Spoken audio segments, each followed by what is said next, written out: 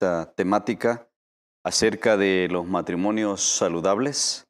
Vamos a iniciar con una breve oración, así que vamos a pedirle al Señor, ¿no?, que se glorifique en esta nueva clase. Vamos a orar. Señor y buen Padre, que estás en gloria, mi Dios, te alabamos y te glorificamos, bendecimos y exaltamos tu santo nombre. Padre, te damos gracias, Señor, porque eres bueno. Gracias porque nos permite, Señor, una vez más meditar en tu palabra, Señor, en tu consejo, Señor, y que cada uno de nosotros, Padre, podamos asimilarlo, Señor, que podamos atraerlo a nuestro corazón, pero también ponerlo en práctica en nuestro vivir diario. El propósito, Señor, de estas clases es fortalecer nuestros matrimonios, es encontrar consejo tuyo, Señor, para caminar en la vida matrimonial de la mejor manera, de tal manera, Señor, que podamos honrarte a ti a través de nuestro matrimonio, a través de nuestras vidas, Señor, y que podamos, Padre, entender la importancia de construir un hogar en la ayuda, Señor, matrimonial, en el trabajo en pareja, Señor, y que podamos ser de bendición para nuestros hijos, Señor, que podamos formarlos, instruirlos conforme al propósito tuyo, conforme a tu santa voluntad, para que el día de mañana, Señor, nuestros hijos también sean siervos tuyos, hombres y mujeres, Señor, que se ocupen de tu obra, Señor,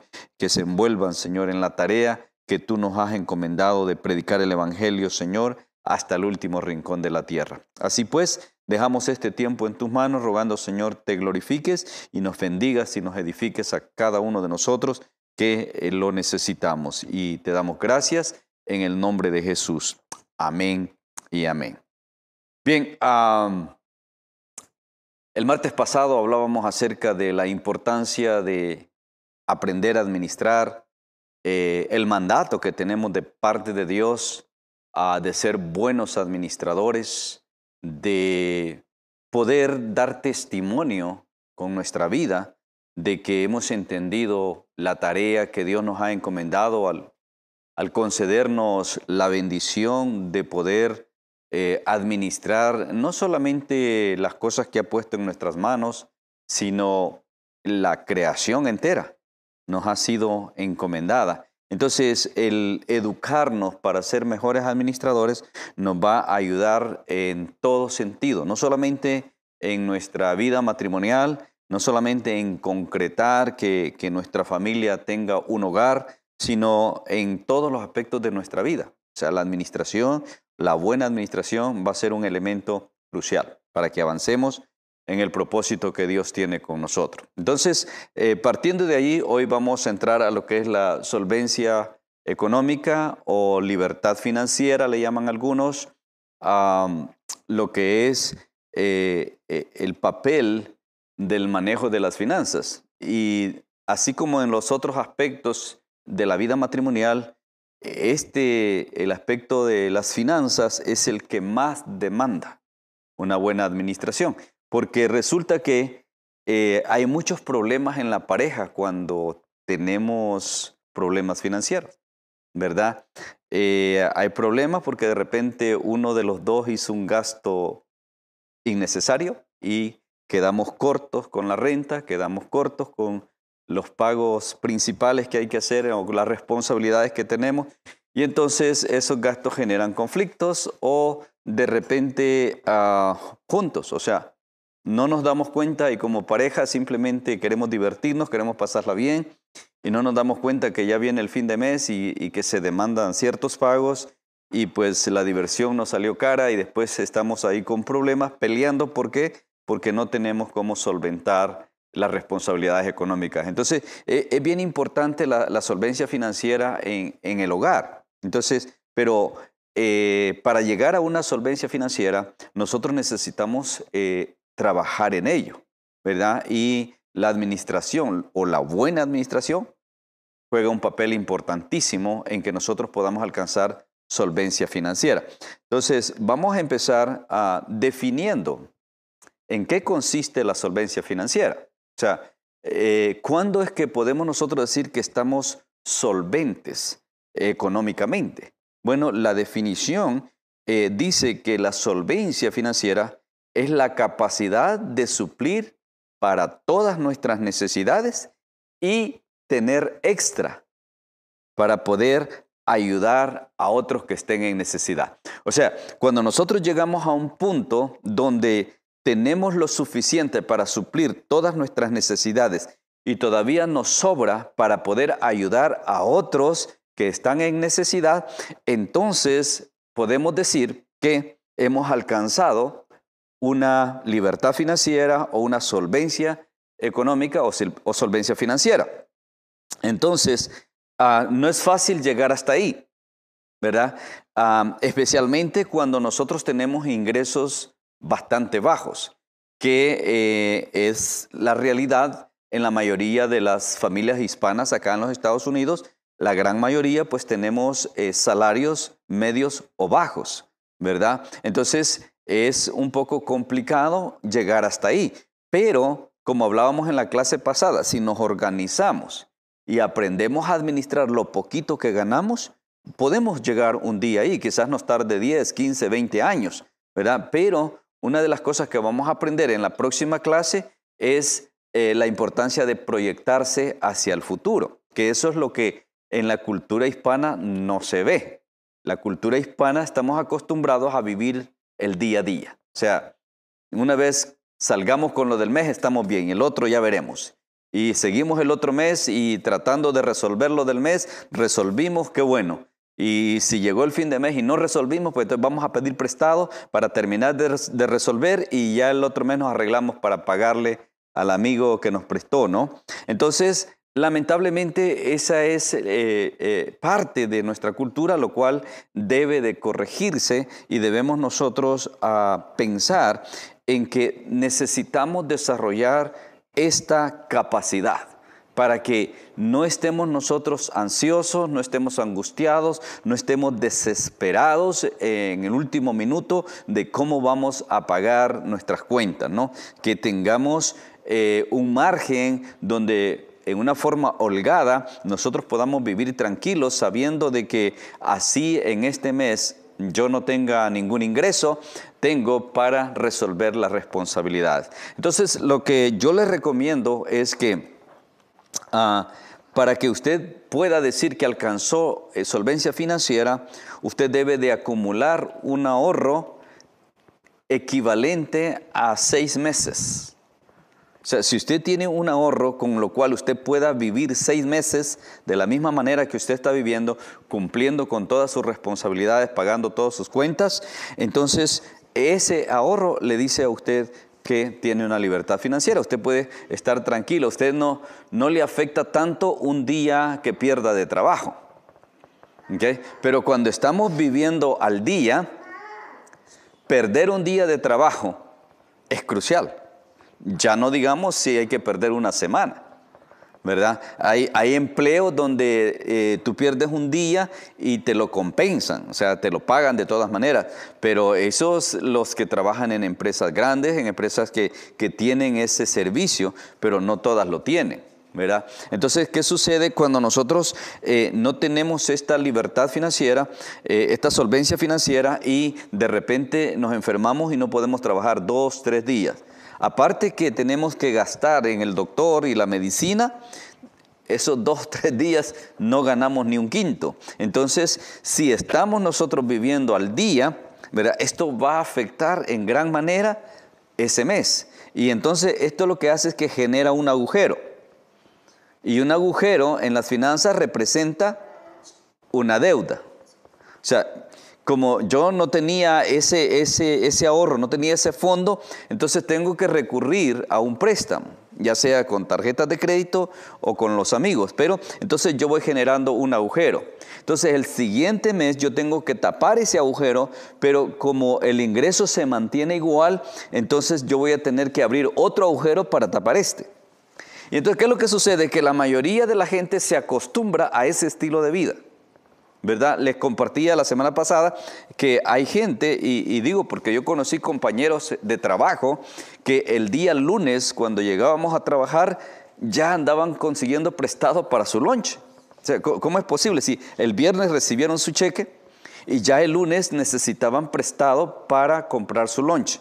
Entonces, es lamentable cuando nosotros nos acostumbramos a ese estilo de vida. Entonces, deberíamos nosotros planificar, proyectarnos y trabajar en alcanzar una acumulación o un fondo que pueda cubrir 6 meses de mis gastos. Por ejemplo, si en mi casa los gastos son de $1,000 mensual, por decir algo, incluyendo los gastos principales. Vamos a aprender más adelante que hay que clasificar los gastos, pero hablando de los gastos indispensables, o sea que tenemos que, como la casa, carro, si es que estamos pagando carro, luz, agua, y todo lo básico, ¿no? Que es indispensable, tenemos que.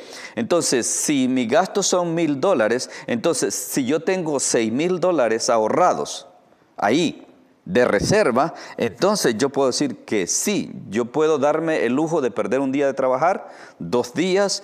Entonces, ¿por qué? Tengo capacidad de cubrir hasta 6 meses. Entonces, de eso es con lo que yo puedo vivir holgadamente, ¿no? Porque no dejo de trabajar para mantener el ritmo, el estilo de vida que llevo y, si es posible, irle acumulando un poquito más a esos 6,000 para que sigan creciendo en caso de una emergencia. No vamos a aprenderlo más adelante. Ahora, ¿qué nos dice la palabra de Dios? O sea que esto es bíblico, esto ni siquiera es cuestión de finanzas o de la economía. Dios nos lo dice en su palabra, ¿no?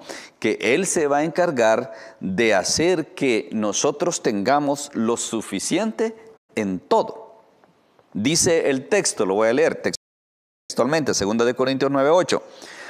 Leemos: y poderoso es Dios para hacer que abunde en ustedes toda gracia, a fin de que teniendo siempre todas las cosas, todo lo suficiente en todas las cosas, todo lo suficiente, abunden para toda buena obra. O sea, la gracia de Dios va a permitir que yo tenga lo suficiente, no solamente para vivir yo en una forma holgada, sino para poder ayudar a otros que están en necesidad.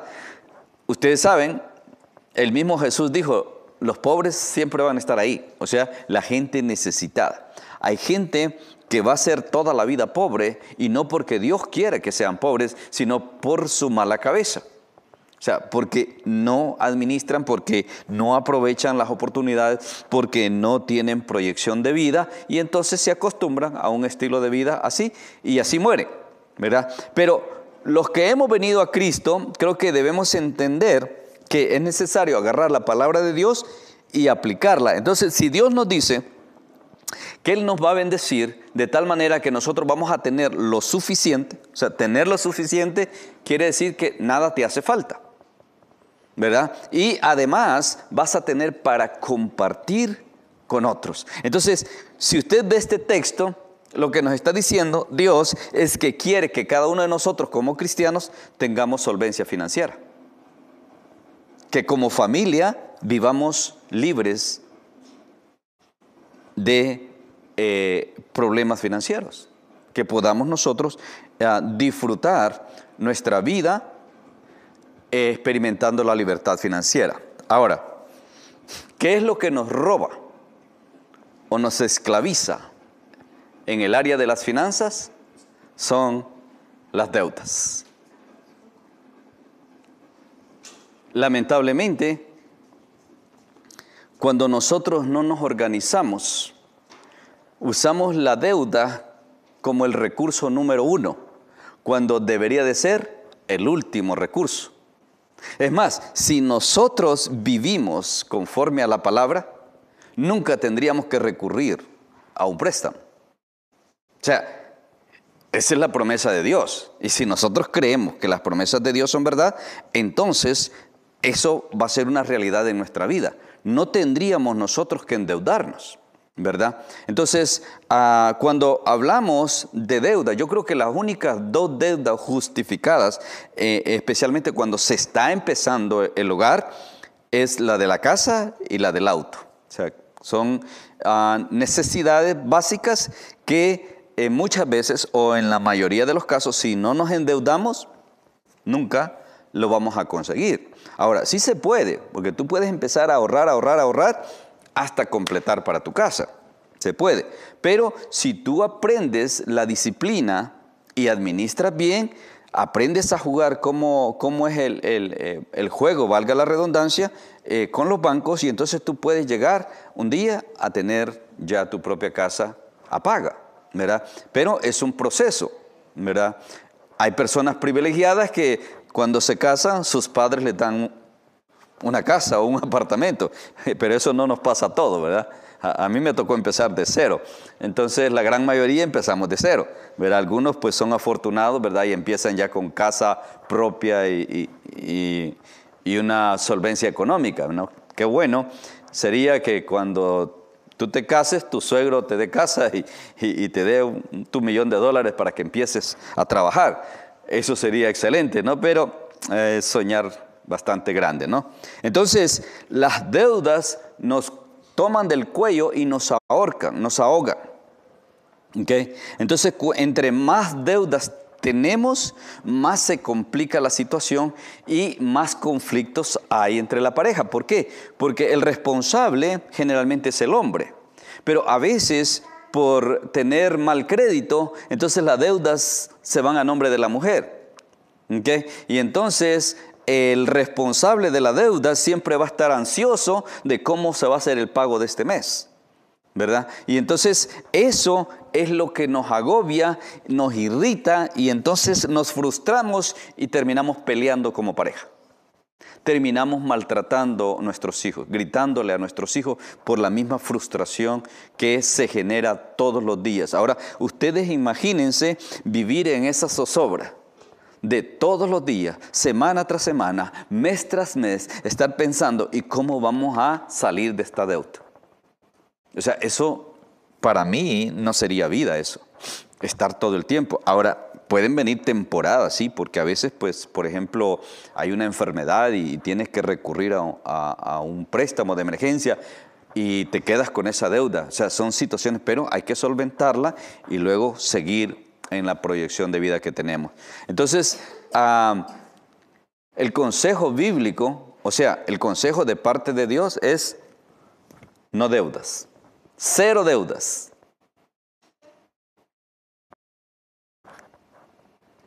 Romanos 13:8. No le debas nada a nadie. Ustedes lo pueden leer ahí en su Biblia, al menos eso dice en mi Biblia. Léelo en la tuya, a lo mejor dice otra cosa, pero yo creo que va a decir lo mismo. No le debas nada a nadie. ¿Por qué? ¿Qué es lo que sucede? Ustedes saben que en el tiempo de la esclavitud, ¿saben por qué empezó la esclavitud? Por las benditas deudas. O sea, yo como familia, como cabeza de la familia, como responsable de la familia, me endeudaba con X persona. Y al perder yo la capacidad de pagarle, entonces pagaba con un hijo. Daba a mi hijo para que fuera a servirle a esa persona en pago por mi deuda. Perdón. Y entonces así se fue estableciendo la esclavitud, al grado que llegó un momento donde la gente pudiente, o sea, la gente que tenía dinero, empezaba a comprar los servicios de la gente. Y así se llegó a la época de la esclavitud, donde personas eran propiedad de otro. ¿Por qué? Por pagar una deuda, ¿verdad? Entonces, es importante que atendamos al consejo de Dios. Leamos en el libro de Proverbios, en el capítulo 22, acerca de cómo es que las deudas nos llevan a nosotros a la esclavitud. Dice allí en Proverbios 22, en el verso 7, el rico se enseñorea de los pobres. Y ojo con la parte final. Y el que toma prestado es siervo del que le presta. Yo no sé si alguna vez en tu vida has tenido esta experiencia de deberle a alguien y no poder pagar. Y entonces esta persona que le debes empieza a cobrarte. Y de repente tú no es que no le quieras pagar, es que no puedes pagar. Y entonces terminas bajo las reglas que esta persona ponga. Y si no, vean los intereses en los préstamos bancarios, por ejemplo. Tú haces un préstamo en un banco y lo pagas el doble o el triple. ¿Por qué? Porque es la regla de ellos. Y ellos no tienen necesidad. El necesitado eres tú. Entonces ellos simplemente ponen la regla. Te prestan mil pesos, vas a pagar 1,800 en 6 meses o en un año. Vas a pagar 1,800, o sea, casi el doble. Entonces, como lo necesitas, lo tomas. Ellos ponen las reglas. Por eso es importante que nosotros trabajemos en alcanzar esa libertad financiera. Que nosotros procuremos lo antes posible llegar a esa posición donde yo pueda decir que tengo solvencia económica. Pero hablábamos en la clase pasada que la mala administración es la que no nos deja avanzar. Tenemos nosotros que aprender a administrar. ¿Okay? Entonces, tenemos las famosas tarjetas de crédito. Las tarjetas de crédito no son otra cosa que deudas. Es bonito llegar a una tienda, escoges algo que te gusta, deslizas la tarjeta y te lo llevas. O sea, es muy atractivo, ¿no? Muy práctico, ¿verdad? Yo recuerdo a mis niñas cuando estaban pequeñas, cuando yo les decía, no, es que no tengo dinero para comprarte lo que quieres. Papi, pero ahí está la chequera. Era su respuesta, ahí está la chequera. O mami tiene la tarjeta. Porque ellas miraban, ¿no?, que se hacía el cheque o que se metía la tarjeta. Pero ya grandes, pues nos damos cuenta que no es solamente de hacer el cheque y ya. Ese cheque tiene que tener un respaldo en el banco. La tarjeta igual, tiene que tener respaldo. Entonces, lamentablemente, muchas veces nosotros seguimos actuando como niños en cuanto a las tarjetas de crédito y caemos en el juego de los bancos y terminamos esclavizados.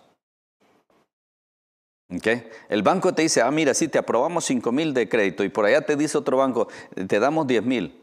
Ahí está la tarjeta. ¿Okay? Suena bonito, pero el problema es que de cada dólar que gastes, tienes que pagar 25 centavos. Eso no lo miras. Y el banco te lo pone ahí porque lo tiene que poner, pero lo pone en letras chiquititas para que, de ser posible, tú no lo veas.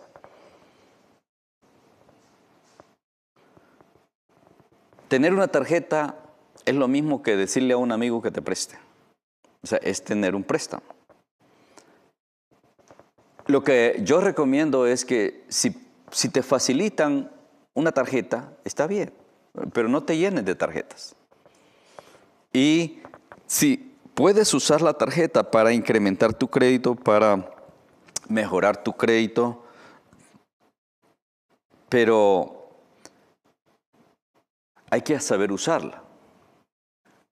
El primer término es no uses más de la mitad del crédito. O sea, por ejemplo, si tu tarjeta es de 5,000, no uses más de 2,500. Mantente. Si llegas a 2,500, ya no más. Pero lo otro es que si tú la usas y al final de mes pagas lo que le has usado, entonces no pagas intereses, porque el interés va a empezar a aplicar al terminar el mes. Entonces, si tú pagas al final de mes lo que usaste, entonces es como si estuvieras comprando cash. O sea, no estás usando el crédito, o sea, lo estás manejando tú. Pero otra vez, esto requiere disciplina, requiere organización y buena administración. Entonces, ¿qué te dice el banco?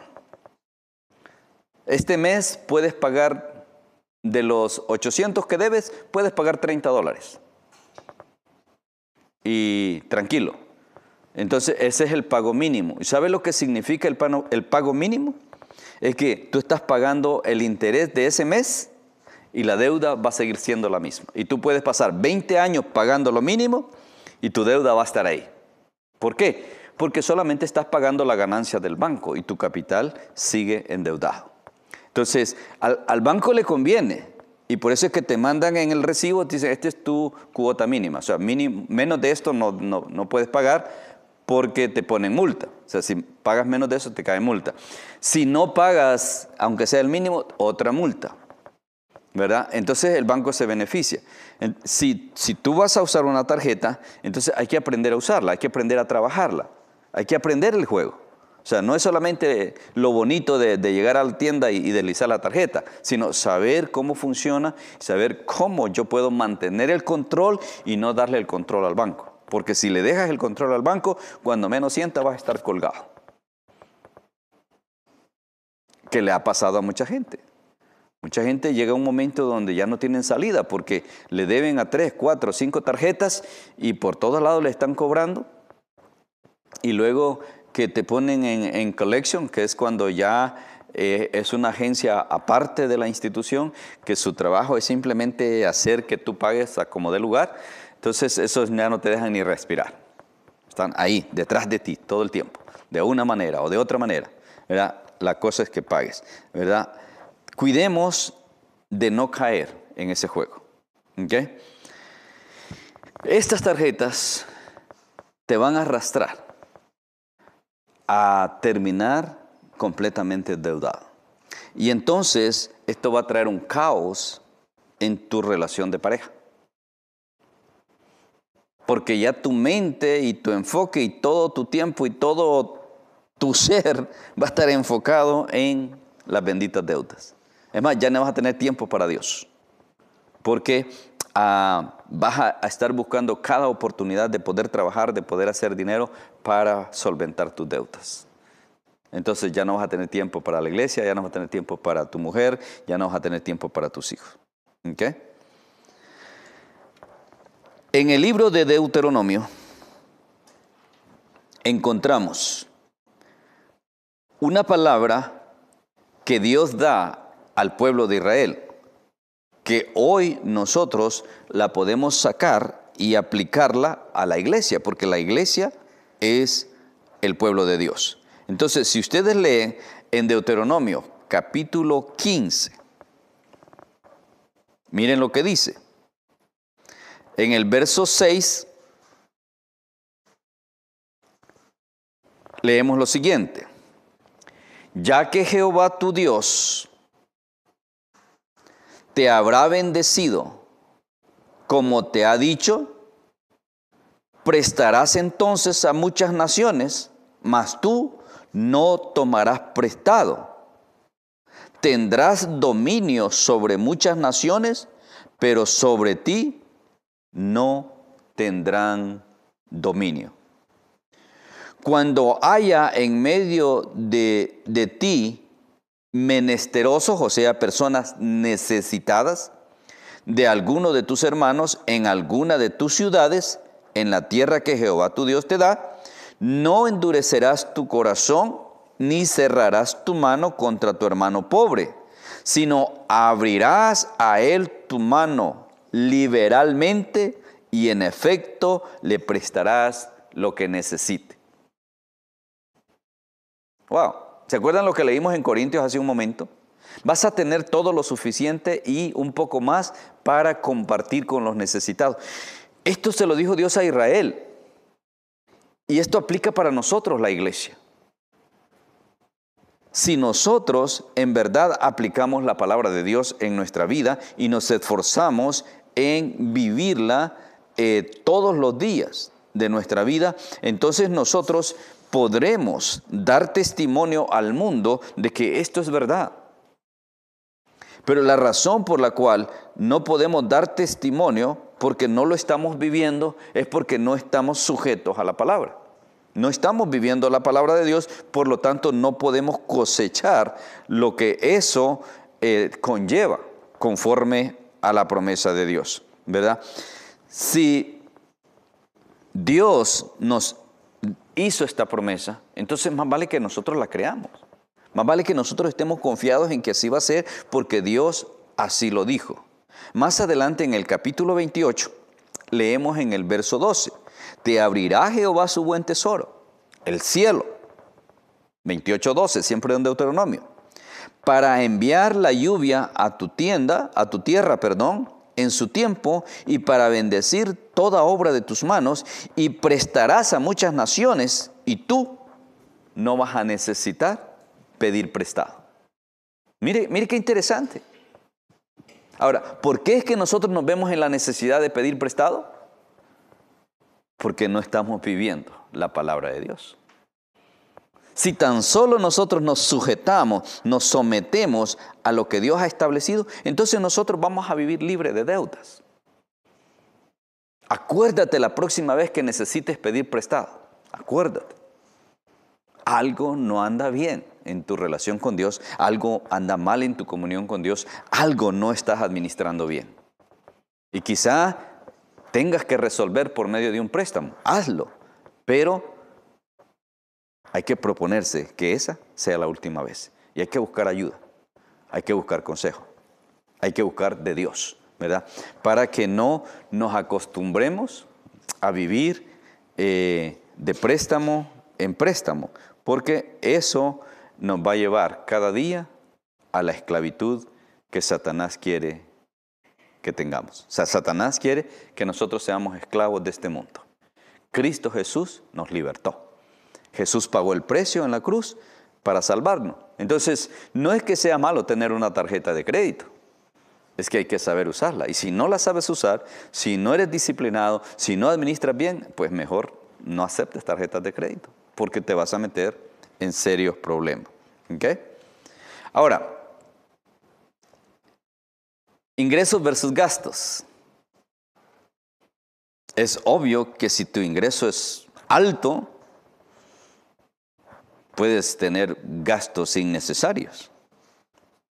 ¿Okay? Pero una de las cosas que yo he aprendido es que no importa cuán alto sea tu ingreso, si tú no lo administras, es como recoger en saco roto. Y la Biblia nos lo dice. Recoger en saco roto significa que tú tienes tu saco y empiezas a llenarlo, pero como está roto, por más que le eches, nunca se llena. Entonces, conozco personas, incluso me ha tocado sentarme con algunos hermanos para orientarles. Hermanos que están ganando una cantidad exagerada de dinero y nunca lo ven. O sea, lo ven que pasa por sus manos, pero en realidad no tienen nada. ¿Qué es lo que pasa? Es que están recogiendo en saco roto. Entonces, cuando hablamos de ingresos y gastos, siempre, por ley, siempre el ingreso tiene que ser mayor que el gasto. O sea, esa es una ley. Si lo tienes invertido, eso es bancarrota, eso es quiebra con números o con letras rojas, seguro. Siempre nosotros tenemos que cuidar ese balance. Ahora, es responsabilidad de nosotros. Otra vez sale a relucir la buena administración, ¿verdad? El ingreso siempre debe de ser mayor que los gastos. Entonces, cuando mis ingresos bajan, inmediatamente yo tengo que ir a mis gastos y cortarlos. Entonces, aquí viene la importancia de nosotros tener clasificados los gastos. O sea, mis gastos deben de estar clasificados. Y hay 3 clasificaciones de los gastos. Los gastos que son indispensables, los gastos que son necesarios y los gastos que son de puro gusto. Las mujeres son especialistas en los de puro gusto. ¿Okay? Aunque hay hombres también, o sea, no es solo las mujeres. Pero si yo tengo bien definidos estos gastos, entonces, ¿qué es lo que sucede? Que cuando mi ingreso baja, lo primero que yo voy a cortar, todos los gastos que son de puro gusto. Como el ir a cenar o almorzar afuera, a restaurantes. Entonces, este mes no hay salidas al restaurante. ¿Okay? La costumbre de comprar un par de zapatos cada mes. ¿Okay? Este mes no voy a comprar zapatos. Y otras costumbres que algunos tienen más marcadas que otros, ¿no? Entonces, eso es lo primero que se corta. Luego, hay gastos que son necesarios, pero no son indispensables. ¿Okay? Entonces, yo clasifico estos gastos, bueno, sí los necesitamos, pero no son indispensables. Por ejemplo, el teléfono es necesario, pero no siempre es indispensable.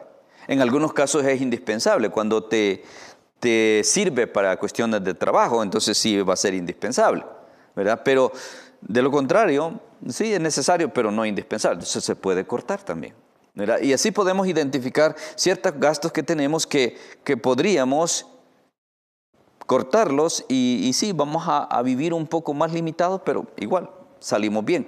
Los que no podemos cortar son los gastos indispensables. O sea, tú no puedes dejar de pagar la luz porque te quedas a oscuras. No puedes dejar de pagar el gas porque te lo cortan. No puedes dejar de pagar el agua porque te la cortan. No puedes dejar de pagar la renta porque te corren. Entonces, esos son gastos indispensables que sí o sí tienes que cumplirlos, ¿verdad? Entonces, nosotros cuando tenemos clasificados nuestros gastos, podemos jugar con ellos, ¿verdad? Y podemos reducir gastos y esto nos permite a nosotros ajustarnos al ingreso que tenemos. Porque hay gente que gana como pobre pero quiere vivir como rico. No se puede. No se puede. Tu estilo de vida va a ir mejorando conforme tú vayas saliendo del agujero, conforme tú vayas mejorando tus finanzas, conforme tú vayas alcanzando tu solvencia financiera, entonces tu estilo de vida va a ir cambiando. ¿Okay? Cuando tú alcanzas tu libertad financiera o tu solvencia financiera, no es que ya la hiciste, no, ahora tienes que mantenerla. ¿Para qué? Para que puedas mejorar tu estilo de vida. Hay que mantenerla y entonces poco a poco vas mejorando tu estilo de vida. ¿Okay? Por ejemplo, cuando llegaste a tu libertad financiera, tienes un carrito ya de 30 años que le suena todo menos el radio. Entonces, pero ya con esa libertad financiera te puedes hacer de un carrito, no un carro del año, pero un carro más nuevo. ¿Okay? Tratando de mantener siempre el nivel de los gastos y vas de aquí a un par de años, quizás puedes hacerte de un carro del año, un carro nuevo. No sé, todo depende cómo vayas avanzando, pero esta es la clave de que nosotros tengamos una proyección de vida, que es lo que vamos a hablar la otra semana. O sea, que tengamos una trayectoria o un camino que vamos a seguir, una ruta que vamos a seguir y mantenernos ahí hasta que lleguemos. Y cuando llegamos ahí, trazarnos otra. Porque eso es lo que Dios dice, o sea, todo es bíblico. Dios dice, yo los voy a llevar a ustedes de victoria en victoria y de gloria en gloria. ¿Qué quiere decir eso? Que cuando tú llegues a un lugar elevado, Dios tiene otro más alto. Y cuando llegues allá, Dios tiene otro más alto. O sea, esa es la promesa de Dios. Pero nosotros la echamos a perder por nuestra mala cabeza. ¿Okay? Entonces, hagamos esto. Sentémonos con la esposa, o sea, la pareja, los dos, y evaluemos nuestros gastos, clasifiquémoslos. En el capítulo 55 de Isaías, en el verso 2, nos dice Dios, fíjese, nos dice Dios, no gastes tu dinero en lo que no conviene. Hay otro verso que dice por ahí, no tengo la cita en este momento, que dice, no gastes tu dinero en lo que no es comida y vestido. Muchas veces, cuando nosotros tenemos el dinero en la mano, no nos medimos. Simplemente vemos que tenemos y lo que miramos, vamos, aquí hay para pagar.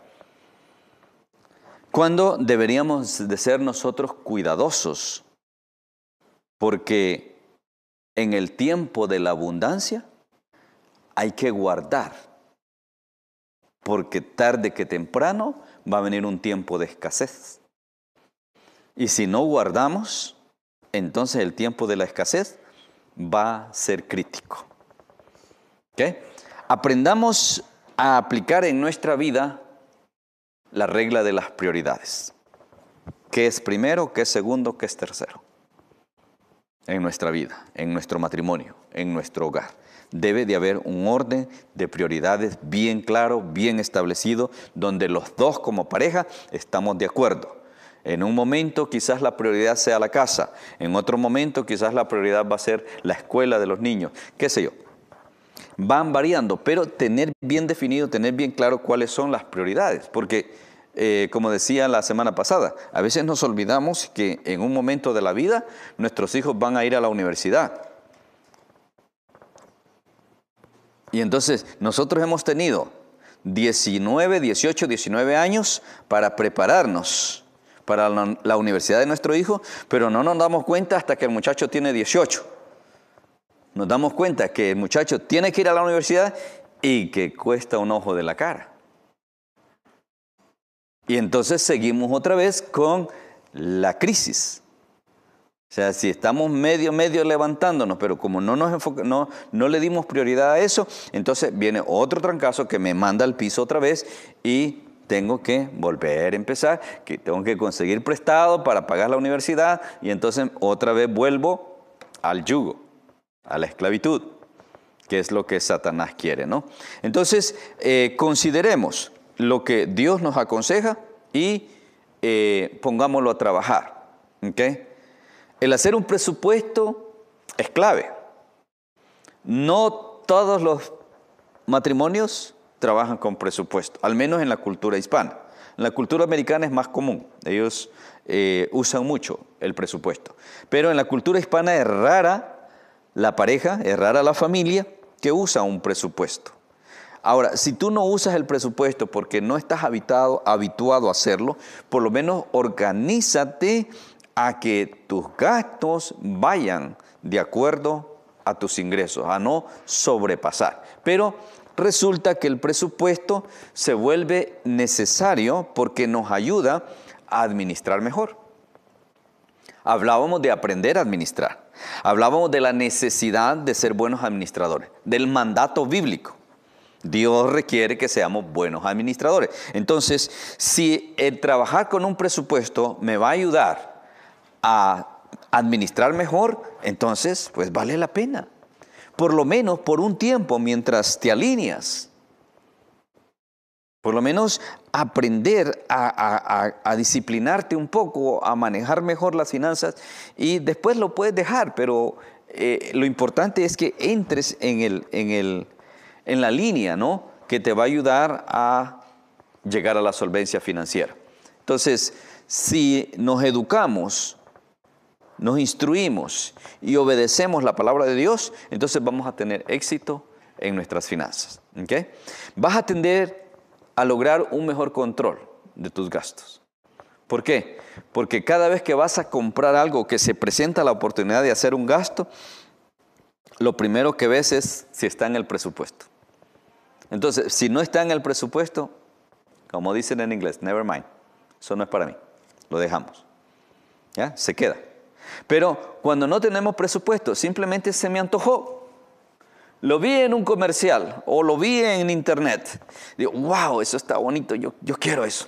Entonces vas a la cuenta de banco o a ver debajo del colchón y dices, ah, sí hay. Ok, entonces yo lo quiero, lo compro. O sea, no mides la consecuencia, o sea, no ves el vacío que eso te va a generar en tus finanzas, ¿verdad? Y así es como vamos fracasando. Entonces el presupuesto nos ayuda a que si ese gasto no está presupuestado, no punto. Especialmente cuando las personas padecen de eso que le llaman los compradores impulsivos. O sea, hay personas que entran a una tienda y como si fuera ley que tienen que comprar algo. O sea, no pueden entrar a una tienda solo a ver las cosas porque tienen que comprar algo. ¿Okay? Entonces, estos compradores impulsivos necesitan así, con letras mayúsculas, aprender a dirigirse por un presupuesto. ¿Verdad? ¿Por qué? Porque resulta de que nosotros a diario recibimos información porque vivimos en una sociedad de consumo, donde todo es consumir.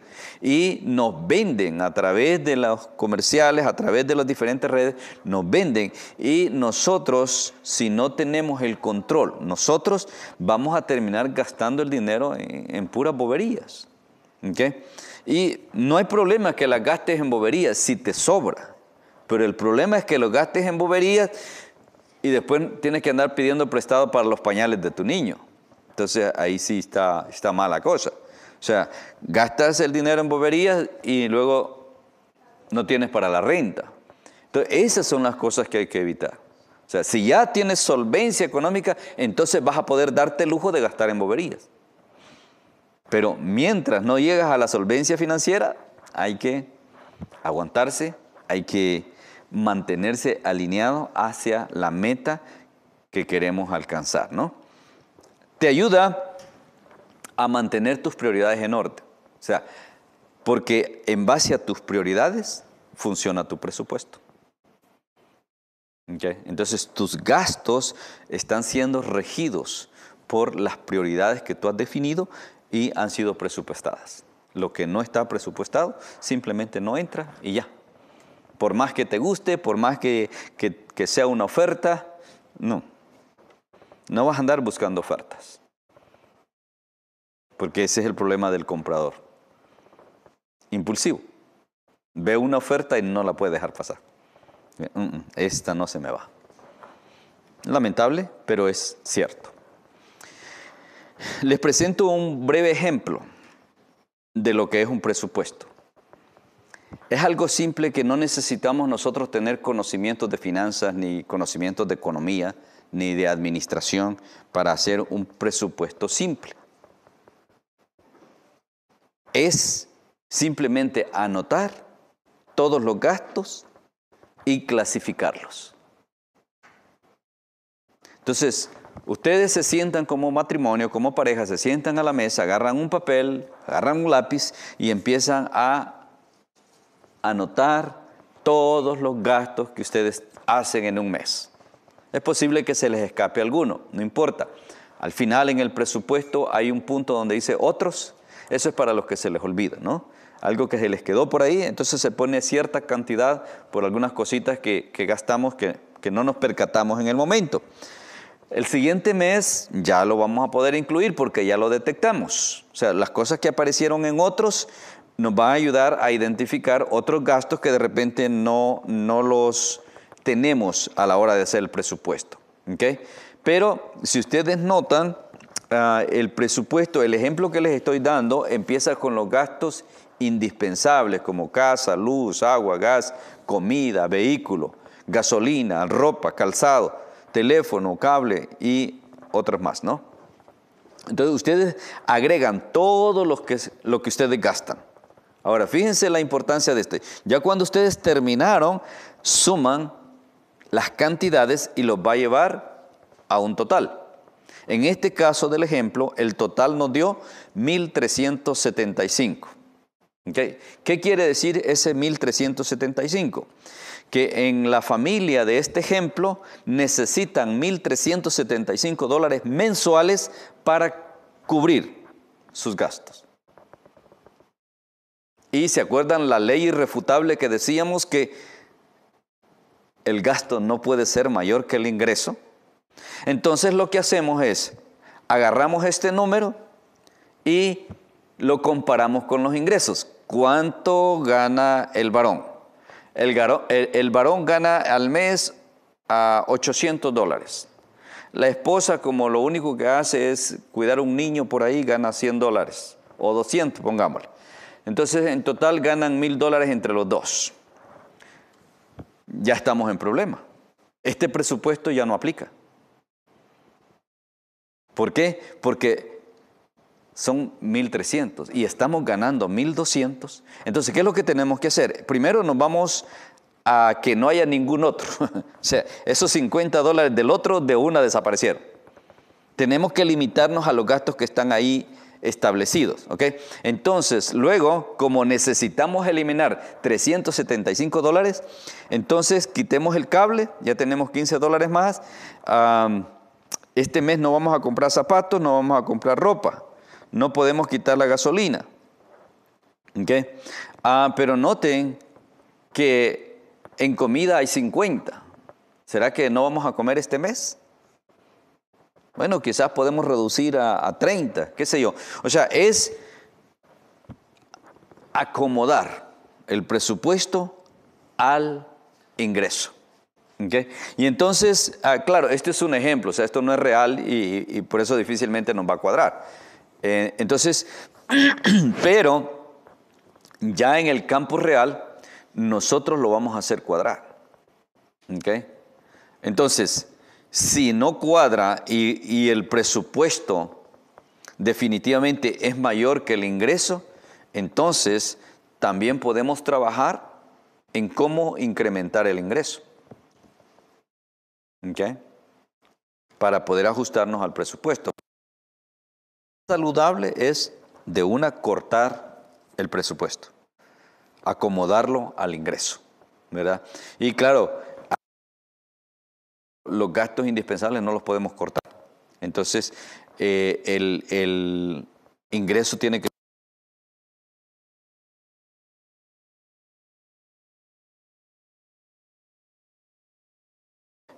ser un tiempo de pasón, ¿no? Y salir de ahí lo antes posible, porque si estás en esa condición, estás en el fondo del agujero.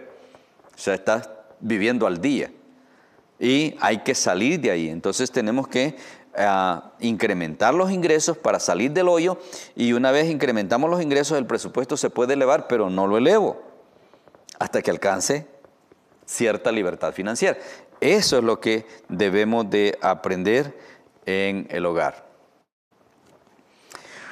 Una de las cosas que es bien común en los cristianos es su infidelidad al diezmo.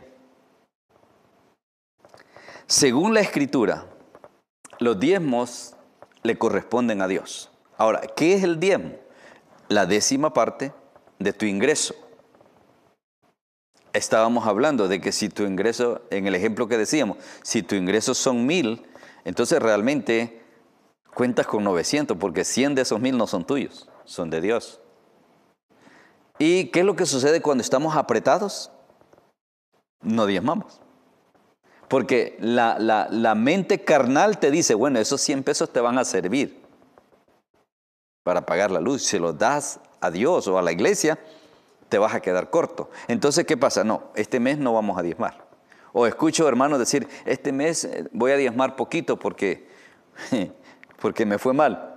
Es que no puede diezmar poquito o mucho. Diezmo es diezmo, punto. Es la 10ª parte. No puede ser poquito ni mucho. O sea, puede ser poquito en el sentido de que si ganaste poquito, si ganaste 500, por ejemplo, el diezmo son 50. Si ganaste 2,000, el diezmo es 200. O sea, en ese sentido podría ser poquito o mucho.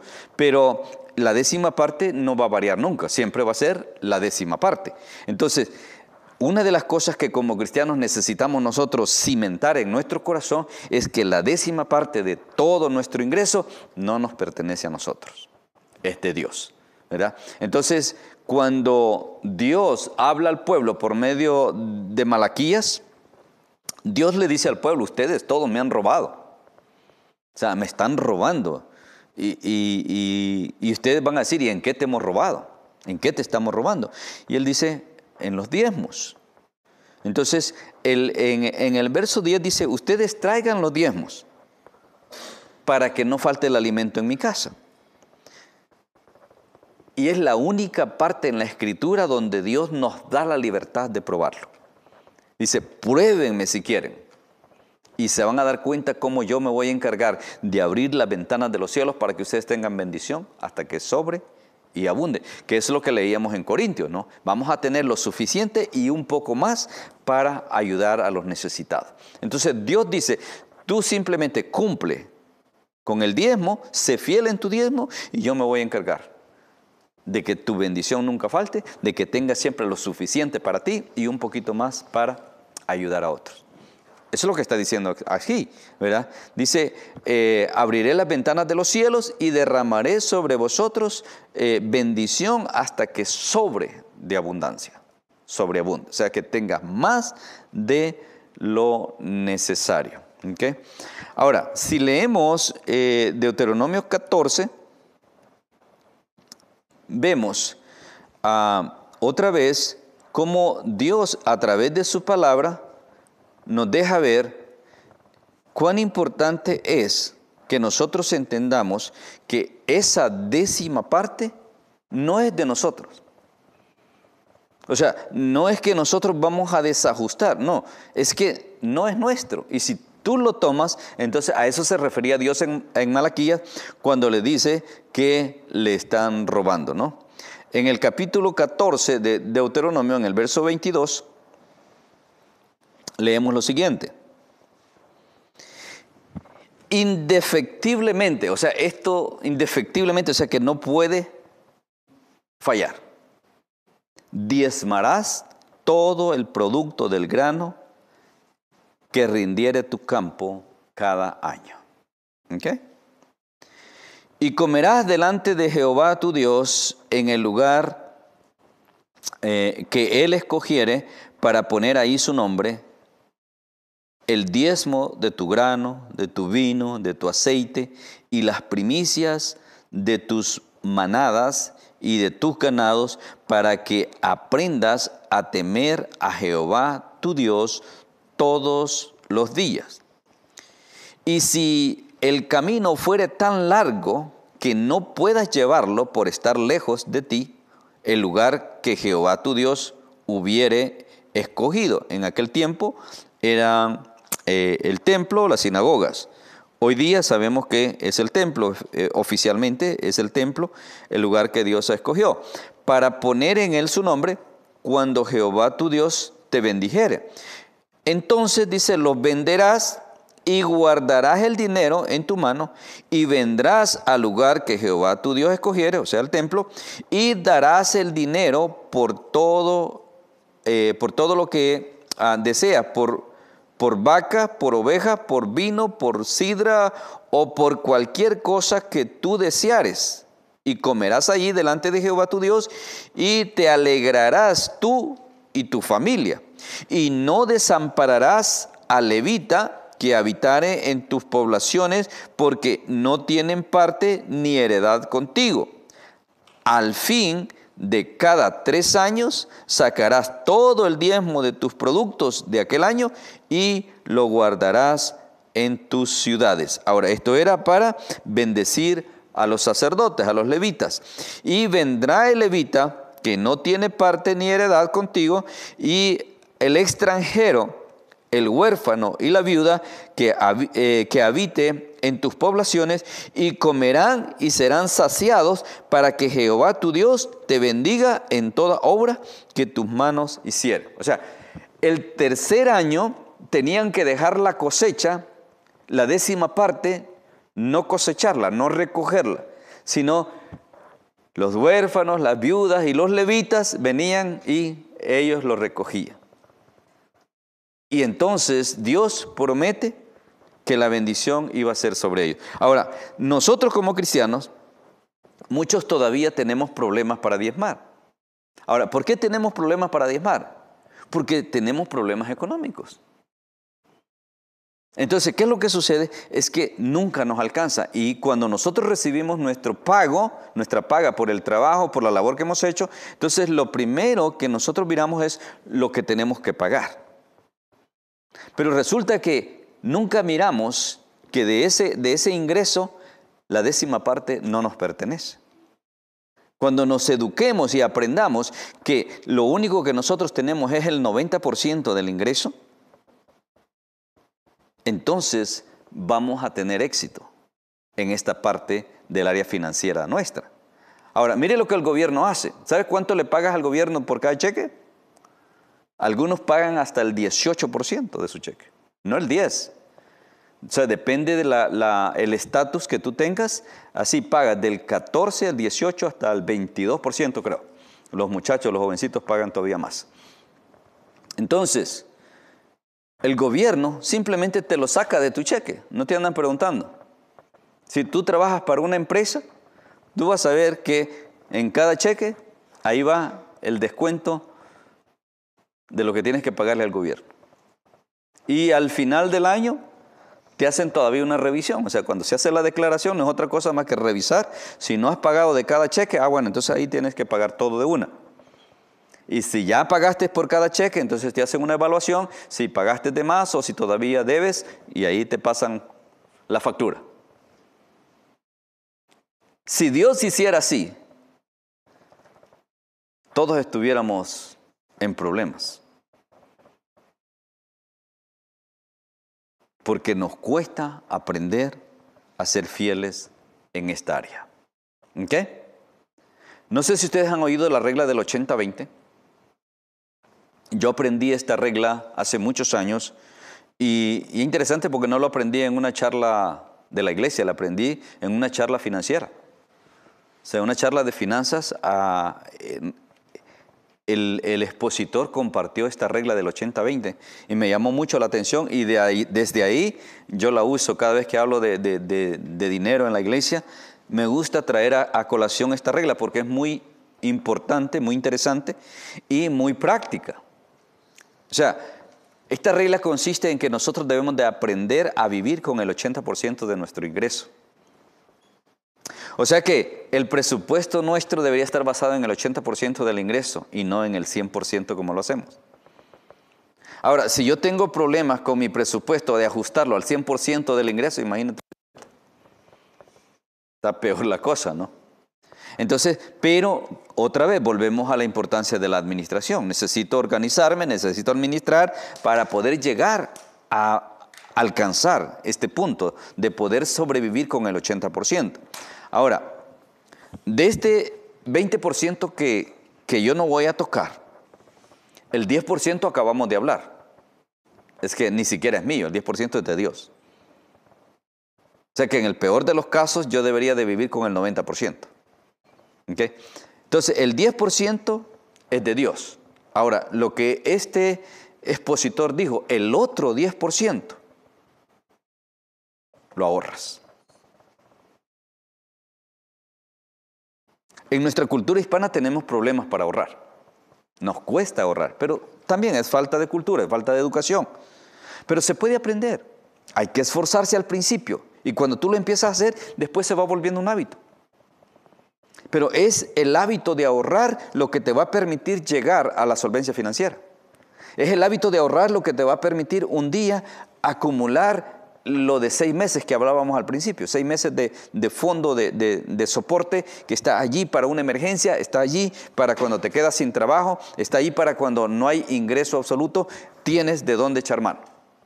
Entonces, el tipo que estaba dando la conferencia no dijo que el 10% primero era de Dios. O sea, yo lo deduje porque conozco la palabra. Pero ¿sabe? Este tipo que no sabía de Dios o que estaba hablando en términos financieros, ¿sabe lo que él dijo de este 10%? Dijo, el 10% dijo, regálalo. Dáselo a una institución benéfica, a una familia pobre, a un grupo de niños, pero suéltalo. No es tuyo. De esa manera lo explicó él. El primer 10%. Ahora, yo sé, porque la Biblia dice que ese 10% es de Dios. Y el otro 10% ahórralo. Pero lo difícil para nosotros es, si nos cuesta vivir con el 100, vivir con el 80 se nos pone un poco más difícil, complicado. Pero se puede. Se puede. Es cuestión de disciplina, es cuestión de dedicación, es cuestión de que nosotros nos propongamos lograrlo. Y se va a poder lograr. ¿Okay? Si nosotros nos proponemos hacerlo. Y concluimos con lo que empezamos. Hay que ser buenos administradores.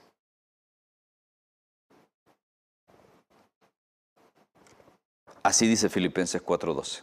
Se requiere que seamos buenos administradores. Corintios 4:2. 1 Corintios 4:2. Ahora bien, se requiere de los administradores que cada uno sea hallado fiel en lo que se le ha encomendado. Y Filipenses 4:12, nos dice que debemos de aprender a estar contentos con lo que tenemos.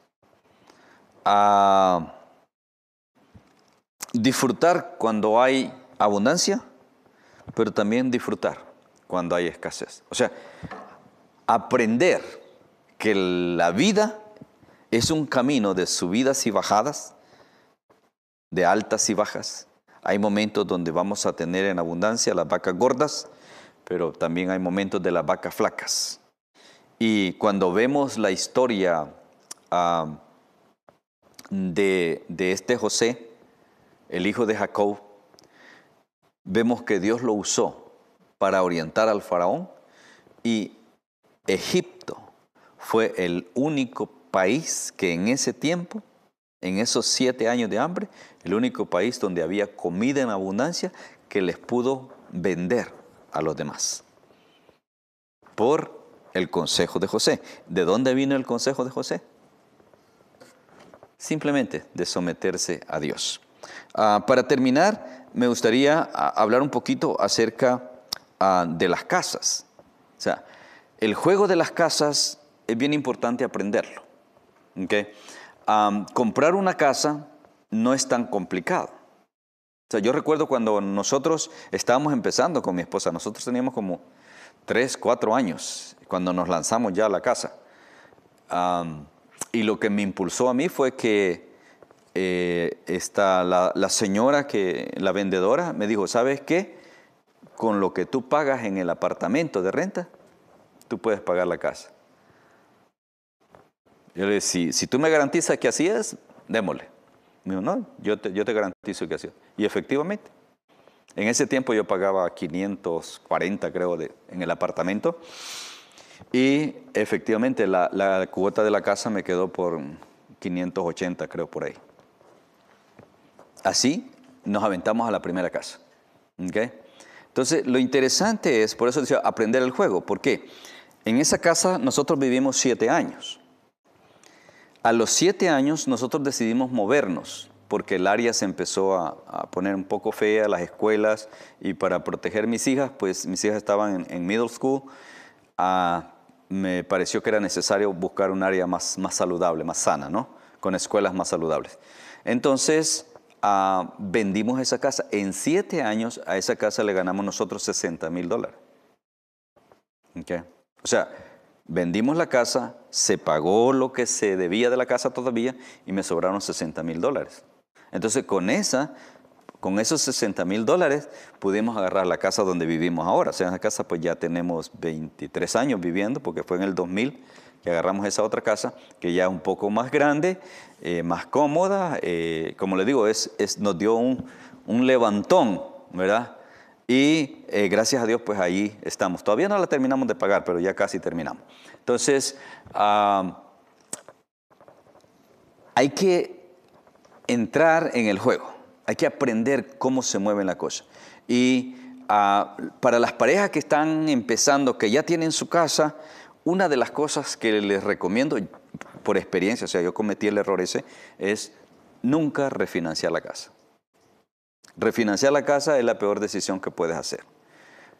El banco te lo pone bonito, te lo pinta de un ángulo, te lo pinta de otro, a tratar de convencerte que debes refinanciar. ¿Okay? Entonces, el problema cuando tú refinancias es que todo el interés que has pagado, que en los primeros años es mucho, porque los primeros 10 años prácticamente lo que pagas es intereses, entonces todo ese interés que has pagado lo terminas perdiendo. ¿Por qué?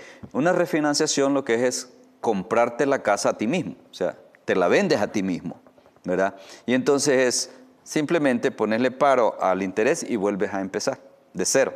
Entonces, si agarraste la casa por 30 años y supongamos que llevas 10 años, entonces todos esos 10 años los intereses que pagaste los pierdes y ahora empiezas otra vez de cero a pagar intereses otra vez por otros 30 años, ¿no?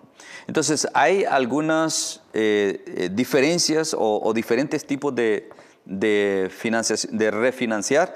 Algunos quizás puedan ser un poco beneficiosos, pero hay que ser muy cauteloso porque el banco siempre está buscando sacarte a ti lo más posible. Entonces, si lo vas a hacer, asegúrate que vas a salir beneficiado en cierto modo. Por ejemplo, en algunos casos te dicen, ok, te vamos a bajar el interés. Eso podría ser beneficioso en cierto sentido, pero tienes que asegurarte que en verdad te conviene. Otro caso es que te dicen, bueno, en la casa ahora ya está valorada en tanto más de lo que tú la compraste, entonces tú puedes retirar dinero cash. Y por ahí agarran a muchos. O sea, como están apretados otra vez, entonces dicen, bueno, entonces yo necesito ese cash. Ok, bueno, entonces hacemos la refinanciación. Entonces, aparentemente yo me quedo con 20,000 en la mano, pero se me va la onda que en el contrato nuevo me aparecen 40 más.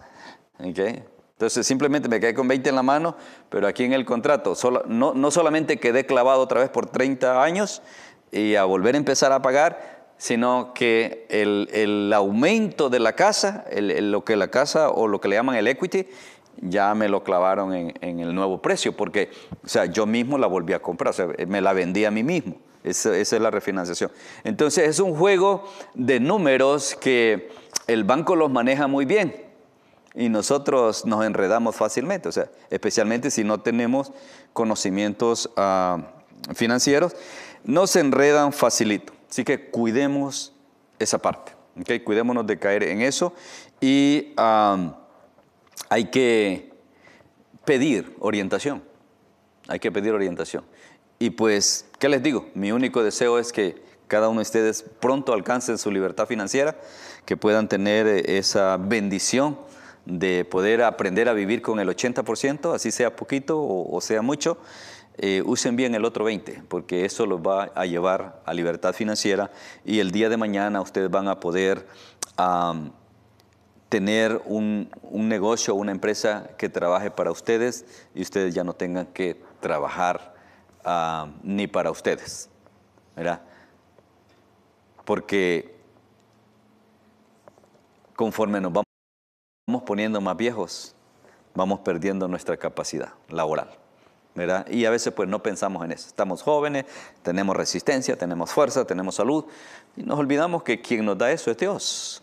Y si no lo administramos bien, eso se acaba. Se acaba más pronto de lo programado. Entonces hay que administrar bien y cuidarnos y saber que de eso depende cómo vamos a vivir nuestra vejez. Cuando ya seamos viejos, vamos a tener que depender de un salario o vamos a vivir tranquilos, disfrutando a plenitud nuestros últimos años de vida. Eso se decide a temprana edad, no cuando uno ya está viejo.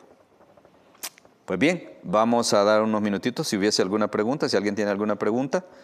De esta manera pues estaremos terminando. ¿Alguna pregunta?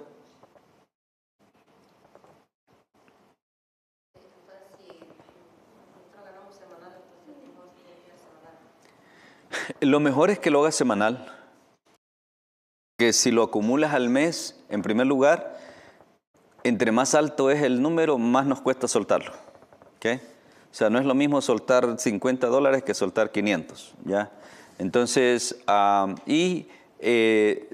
te hace más viable el que tú puedas manejar tu presupuesto, porque ya de una sabes lo que te corresponde de ese cheque. O sea, sabes que el otro no es tuyo. ¿Qué caso tiene que lo tengas guardado para darlo al fin de mes? O sea, ayuda en el sentido de poder organizarse mejor.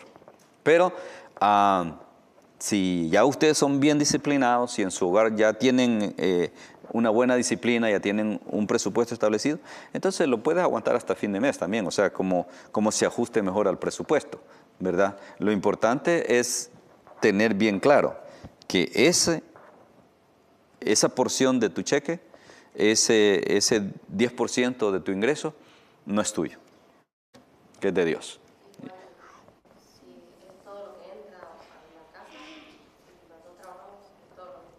Correcto, todo lo que ingresa. En el tiempo antiguo era lo que ingresaba de las cosechas, porque esa era la forma como subsistían, ¿no? Por las cosechas, ¿verdad? En este caso es lo que ingresa. De hecho, vemos que leímos que dice que cuando vivías lejos del templo, entonces lo mejor era vender y llevar el dinero.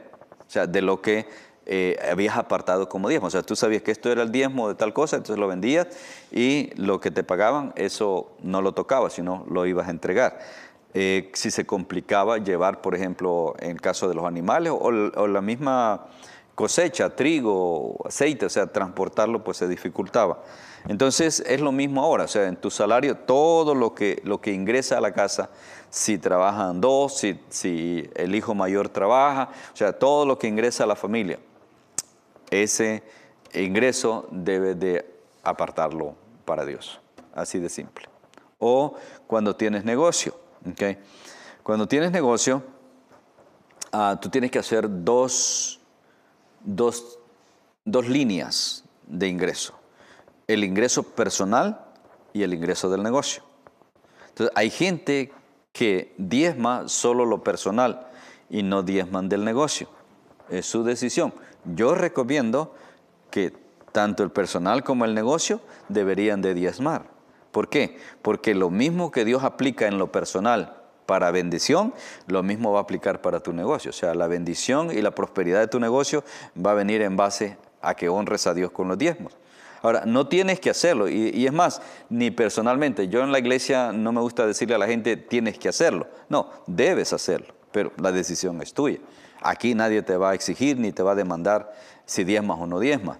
Mi responsabilidad como pastor es enseñarles lo que la Biblia dice, y ya cada uno de ustedes pues decide cómo lo hace, si lo hace o no lo hace, pues ya eso es entre ustedes y Dios. Ahí pues yo ya no me meto. ¿De acuerdo? Muy bien. ¿Habrá alguna otra pregunta? ¿No? Bueno, pues entonces, gracias a cada uno de ustedes. Y pues el próximo martes estaremos cerrando con la cuarta sesión y vamos a estar hablando acerca de la proyección de vida, o sea, hacia dónde estamos caminando como pareja, como familia, como matrimonio. ¿Qué es lo que estamos buscando, lo que queremos alcanzar y cómo sujetarnos al plan de Dios? ¿Okay? Vamos a darle gracias al Señor. Padre, te alabamos y te glorificamos. Te damos gracias, Señor, por la enseñanza de hoy. Permite, oh Dios, que esto pueda ser depositado en cada corazón y que lo mucho o lo poco que cada uno haya aprendido, Señor, que se esfuercen en ponerlo en práctica con el fin, mi Dios, de que te honren a ti y que ellos sean bendecidos y edificados. Dejamos en tus manos todo esto con acción de gracias en el nombre de Jesús.